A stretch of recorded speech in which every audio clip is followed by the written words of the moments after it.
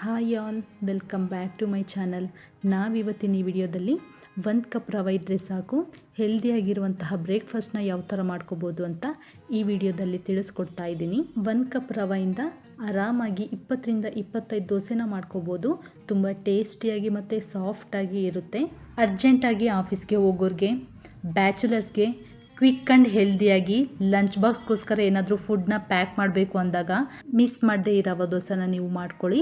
ಇನ್ಸ್ಟೆಂಟಾಗಿ ರೆಡಿಯಾಗುತ್ತೆ. ಯಾವುದೇ ಥರ ಫರ್ಮೆಂಟೇಷನ್ ಮಾಡ್ಕೊಳ್ಳೋ ಅವಶ್ಯಕತೆ ಇಲ್ಲ. ಜಸ್ಟ್ 10 to 15 ಮಿನಿಟ್ಸಲ್ಲೇ ಈ ದೋಸೆ ರೆಡಿಯಾಗೋಗುತ್ತೆ. ಮಕ್ಕಳೇನಾದರೂ ಒಂದ್ಸಲ ಈ ದೋಸೆ ಟೇಸ್ಟ್ನ ನೋಡಿದ್ರೆ ಮತ್ತೆ ಕೇಳಿಬಿಟ್ಟು ಮಾಡಿಸ್ಕೊಂಡು ತಿಂತಾರೆ. ಅಷ್ಟು ಚೆನ್ನಾಗಿರುತ್ತೆ. ಚಿಕ್ಕವರಿಂದ ದೊಡ್ಡೋರ್ವರೆಗೂ ತುಂಬ ಇಷ್ಟಪಟ್ಟು ತಿನ್ನುವಂತಹ ಹೆಲ್ದಿಯಾಗಿ ಇನ್ಸ್ಟೆಂಟಾಗಿ ರವೆ ದೋಸೆನ ಯಾವ ಥರ ಮಾಡ್ಕೊಳ್ಳೋದು ಅಂತ ನೋಡೋಣ ಬನ್ನಿ. ಯಾರಾದರೂ ಫಸ್ಟ್ ಟೈಮ್ ನನ್ನ ಚಾನಲ್ನ ನೋಡ್ತಾ ಇದ್ದರೆ ಪ್ಲೀಸ್ ಸಬ್ಸ್ಕ್ರೈಬ್ ಮಾಡ್ಕೊಳ್ಳಿ. ದೋಸೆ ಮಾಡ್ಕೊಳ್ಳೋದಕ್ಕೆ ಬ್ಯಾಟರ್ನ ರೆಡಿ ಮಾಡ್ಕೊಳ್ಳೋಣ. ಈಗ ಒಂದು ಜಾರ್ನ ತೊಗೊಂಡು ಆ ಜಾರ್ ಒಳಗಡೆ 1 ಕಪ್ಪಷ್ಟು ಚಿರೋಟಿ ರವೆನ ಹಾಕ್ಕೊಳ್ತಾ ಇದ್ದೀನಿ. ನಿಮ್ಮ ಹತ್ರ ಚಿರೋಟಿ ರವೆ ಇಲ್ಲ ಅಂತಂದ್ರೂ ಮನೆಯಲ್ಲಿ ಯಾವ ರವೆ ಅವೈಲೇಬಲ್ ಇರುತ್ತೋ ಆ ರವೆನ ಯೂಸ್ ಮಾಡ್ಕೊಳ್ಳಿ. ಅದೇ ಜಾರಿಗೆ 1 ಕಪ್ಪು ಗಟ್ಟಿ ಅವಲಕ್ಕಿ, 1 ಕಪ್ಪು ತುರಿದಿಟ್ಕೊಂಡಿರುವಂತಹ ಒಣ ಕೊಬ್ಬರಿನ ಹಾಕ್ಕೊಳ್ತಾ ಇದ್ದೀನಿ. ನಿಮ್ಮ ಹತ್ರ ಹಸಿ ತೆಂಗಿನಕಾಯಿ ತುರಿ ಇದ್ದರೆ ಯೂಸ್ ಮಾಡ್ಕೋಬೋದು. 1 ಟೀ ಸ್ಪೂನ್ ಸಕ್ಕರೆನ ಹಾಕ್ಕೊಳ್ತಾ ಇದ್ದೀನಿ. ಸಕ್ಕರೆ ಹಾಕ್ಕೊಳ್ಳೋದ್ರಿಂದ ದೋಸೆ ಕಲರ್ ತುಂಬ ಚೆನ್ನಾಗಿ ಬರುತ್ತೆ. 1 ಕಪ್ ಮೊಸರು, ರುಚಿಗೆ ತಕ್ಕಷ್ಟು ಉಪ್ಪು, ಸ್ವಲ್ಪ ನೀರನ್ನ ಹಾಕ್ಕೊಂಡು ಫೈನ್ ಪೇಸ್ಟಾಗಿ ಗ್ರೈಂಡ್ ಮಾಡಿ ತೊಗೋಬೇಕು. ನಾನಿಲ್ಲಿ 1/2 ಟೇಬಲ್ ಸ್ಪೂನ್ ಉಪ್ಪನ್ನ ಹಾಕ್ಕೊಂಡಿದ್ದೀನಿ. ನಿಮಗೆ ಎಷ್ಟು ಪಾಸಿಬಲ್ ಆಗುತ್ತೋ ಅಷ್ಟು ಸಾಫ್ಟಾಗಿ ಗ್ರೈಂಡ್ ಮಾಡಿ ತೊಗೋಬೇಕು.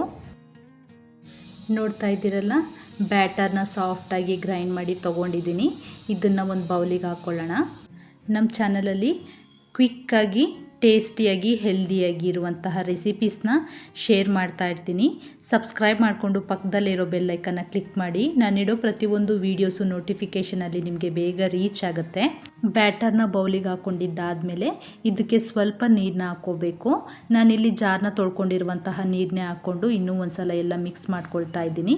ನಾವು ನಾರ್ಮಲ್ ದೋಸೆಗೆ ಯಾವ ಕನ್ಸಿಸ್ಟೆನ್ಸಿಯಲ್ಲಿ ದೋಸೆ ಬ್ಯಾಟರ್ನ ರೆಡಿ ಮಾಡ್ಕೊಳ್ತೀವೋ ಅದೇ ಕನ್ಸಿಸ್ಟೆನ್ಸಿಯಲ್ಲಿ ದೋಸೆ ಬ್ಯಾಟರ್ ಇದ್ದರೆ ಸಾಕು. ಬ್ಯಾಟರ್ನ ಕಲಿಸ್ಕೊಂಡಿದ್ದಾದಮೇಲೆ ನಿಮ್ಮ ಹತ್ರ ಟೈಮ್ ಇತ್ತು ಅಂತಂದರೆ 10 to 15 ಮಿನಿಟ್ಸ್ ಬಿಟ್ಕೊಂಡು ದೋಸೆನ ಹಾಕ್ಕೊಳ್ಳಿ. ನಾವು ಹಾಕ್ಕೊಂಡಿರುವಂತಹ ರವೆ ಎಲ್ಲ ನೀರನ್ನ ಚೆನ್ನಾಗಿ ಅಬ್ಸರ್ವ್ ಮಾಡ್ಕೊಳ್ಳುತ್ತೆ. ನಿಮ್ಮ ಹತ್ರ ಟೈಮ್ ಇಲ್ಲ ಅಂತಂದರೆ ಇನ್ಸ್ಟೆಂಟಾಗಾದರೂ ದೋಸೆನ ಹಾಕ್ಕೋಬೋದು. ನೋಡ್ತಾ ಇದ್ದೀರಲ್ಲ, ವಿಡಿಯೋದಲ್ಲಿ ತೋರಿಸ್ತಾ ಇದ್ದೀನಿ. ದೋಸೆ ಹಾಕ್ಕೊಳ್ಳೋದಕ್ಕೆ ಬ್ಯಾಟರು ಈ ಕನ್ಸಿಸ್ಟೆನ್ಸಿಯಲ್ಲಿ ಇದ್ದರೆ ಸಾಕು. ದೋಸೆನ ಹಾಕ್ಕೊಳ್ಳೋದಕ್ಕೆ ಸ್ಟವ್ ಆನ್ ಮಾಡಿಕೊಂಡು ಒಂದು ದೋಸೆ ಪ್ಯಾನ ಇಟ್ಕೊಂಡಿದ್ದೀನಿ. ಇದ್ರ ಮೇಲೆ ಸ್ವಲ್ಪ ನೀರನ್ನ ಹಾಕ್ಕೊಂಡು ಕಾಟನ್ ಬಟ್ಟೆಯಲ್ಲಿ ಚೆನ್ನಾಗಿ ಎಲ್ಲ ಒಂದು ಸಲ ಒರೆಸ್ಕೊಳ್ತಾ ಇದ್ದೀನಿ. ಹಿಟ್ಟು ಸ್ವಲ್ಪ ಜಾಸ್ತಿ ತೊಗೊಂಡು ಚಿಕ್ಕದಾಗಿ ದೋಸೆನ ಹಾಕ್ಕೋಬೇಕು. ನಾನು ವಿಡಿಯೋದಲ್ಲಿ ತೋರಿಸ್ತಾ ಇದ್ದೀನಲ್ಲ, ಇದೇ ಥರ ದೋಸೆನ ಹಾಕ್ಕೊಳ್ಳಿ. ನಾನು ತಗೊಂಡಿರುವಂತಹ ಪ್ಯಾನಲ್ಲಿ 3 ದೋಸೆ ಆಗಿದ್ದಾವೆ. ಈ ದೋಸೆ ಹಾಕ್ಕೊಂಡಿದ್ದಾದಮೇಲೆ ಇದ್ರ ಮೇಲೆ ಸ್ವಲ್ಪ ಎಣ್ಣೆನ ಹಾಕ್ಕೋಬೇಕು. ನಿಮಗೆ ಬೇಕು ಅಂದರೆ ತುಪ್ಪನಾದರೂ ಹಾಕ್ಕೋಬೋದು. 5 to 7 ಮಿನಿಟ್ಸ್ ಆದಮೇಲೆ ದೋಸೆ ಚೆನ್ನಾಗಿ ಕುಕ್ ಆಗಿರುತ್ತೆ. ಇದನ್ನು ಫ್ಲಿಪ್ ಮಾಡಿಕೊಂಡು ಇನ್ನೊಂದು ಸೈಡು ಚೆನ್ನಾಗಿ ಕುಕ್ ಮಾಡ್ಕೋಬೇಕು. ಫ್ಲಿಪ್ ಮಾಡ್ಕೋಬೇಕಾದ್ರೇನು ಅಷ್ಟೇ ನಿಧಾನಕ್ಕೆ ಫ್ಲಿಪ್ ಮಾಡ್ಕೊಳ್ಳಿ. 2 ಸೈಡು ಚೆನ್ನಾಗಿ ಕುಕ್ ಮಾಡ್ಕೋಬೇಕು. ನೋಡ್ತಾ ಇದ್ದೀರಲ್ಲ, ನಾವು ಸಕ್ಕರೆನ ಯೂಸ್ ಮಾಡ್ಕೊಂಡಿರೋದ್ರಿಂದ ಇನ್ಸ್ಟೆಂಟಾಗಿ ದೋಸೆನ ಹಾಕ್ಕೊಂಡು ಯಾವ ಥರ ರೆಡ್ ಕಲರಾಗಿ ಬಂದಿದೆ ಅಂತ. ನಿಮಗೆ ಬೇಕು ಅಂದರೆ ಈ ದೋಸೆ ಬ್ಯಾಟರಲ್ಲಿ ಕ್ಯಾರೆಟ್ ಪೇಸ್ಟು, ಬೀಟ್ರೂಟ್ ಪೇಸ್ಟು ಮತ್ತು ಪಾಲಕ್ನಾದರೂ ಪೇಸ್ಟ್ ಮಾಡಿಕೊಂಡು ಹಾಕೋಬೋದು. ದೋಸೆ ತುಂಬ ಚೆನ್ನಾಗಿರುತ್ತೆ, ಇನ್ನೂ ಹೆಲ್ದಿಯಾಗಿರುತ್ತೆ. ಈಗ ದೋಸೆ ಪರ್ಫೆಕ್ಟಾಗಿ ರೆಡಿಯಾಗಿದೆ, ತೆಕ್ಕೊಳ್ತಾ ಇದ್ದೀನಿ. ನೋಡ್ತಾ ಇದ್ದೀರಲ್ಲ, 2 ಸೈಡು ಯಾವ ಥರ ಕುಕ್ ಆಗಿದೆ ಅಂತ. ಇದೇ ಥರ ಕುಕ್ ಆಗಬೇಕು.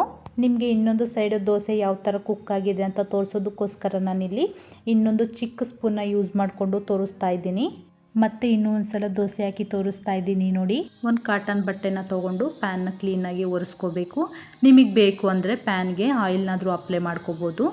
ಸ್ವಲ್ಪ ಹಿಟ್ಟು ಜಾಸ್ತಿ ತೊಗೊಂಡು ಚಿಕ್ಕದಾಗಿ ದೋಸೆ ಹಾಕ್ಕೊಂಡು ಅದ್ರ ಮೇಲೆ ತುಪ್ಪ ಅಥವಾ ಎಣ್ಣೆನ ಹಾಕ್ಕೊಬಿಟ್ಟು 2 ಸೈಡು ಚೆನ್ನಾಗಿ ಕುಕ್ ಮಾಡ್ಕೋಬೇಕು. 2 ಸೈಡು ಚೆನ್ನಾಗಿ ರೆಡ್ ಕಲರ್ ಆಗೋವರೆಗೂ ಕುಕ್ ಮಾಡಿಕೊಂಡ್ರೆ ಟೇಸ್ಟ್ ತುಂಬ ಚೆನ್ನಾಗಿರುತ್ತೆ, ಹಸಿಯಾಗಿರೋದಿಲ್ಲ. ಇದೇ ಥರ ನಿಮಗೆ ಎಷ್ಟು ಬೇಕೋ ಅಷ್ಟು ದೋಸೆನ ಹಾಕ್ಕೋಬೋದು. ತಣ್ಣಗಾದ ಮೇಲೂ ಅಷ್ಟೇ ಇಷ್ಟೇ ಸಾಫ್ಟಾಗಿ ಟೇಸ್ಟಿಯಾಗಿ ದೋಸೆ ಇರುತ್ತೆ. ಯಾವುದೇ ಥರ ಉದ್ದಿನಬೇಳೆ ಅಕ್ಕಿನ ನೆನೆಸಿಡಬೇಕು ಅಂತ ಏನಿಲ್ಲ, ಫರ್ಮೆಂಟೇಷನ್ ಮಾಡ್ಕೋಬೇಕು ಅಂತ ಏನಿಲ್ಲ. ಕ್ವಿಕ್ಕಾಗಿ ಇನ್ಸ್ಟೆಂಟಾಗಿ ಆಗುವಂತಹ ರೆಸಿಪಿ ಇದು. ಮಿಸ್ ಮಾಡದೆ ನೀವು ಒಂದು ಸಲ ಟ್ರೈ ಮಾಡಿ, ತುಂಬ ಚೆನ್ನಾಗಿರುತ್ತೆ. ನೀವು ಒಂದು ಸಲ ಈ ಥರ ದೋಸೆನ ಮಾಡಿಕೊಂಡ್ರೆ ಮತ್ತೆ ಮಾಡ್ಕೊಳ್ತೀರಾ.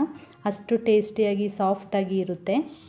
ಬಿಸಿಯಾಗಿ chicken sambar, mutton sambar, egg sambar ಅಥವಾ ಯಾವುದಾದ್ರೂ ವೆಜಿಟೇಬಲ್ ಪಲ್ಯ ಇಲ್ಲ ಚಟ್ನಿ ಜೊತೆ ಸರ್ವ್ ಮಾಡ್ಕೊಳ್ಳಿ. ತುಂಬಾ ಚೆನ್ನಾಗಿರುತ್ತೆ.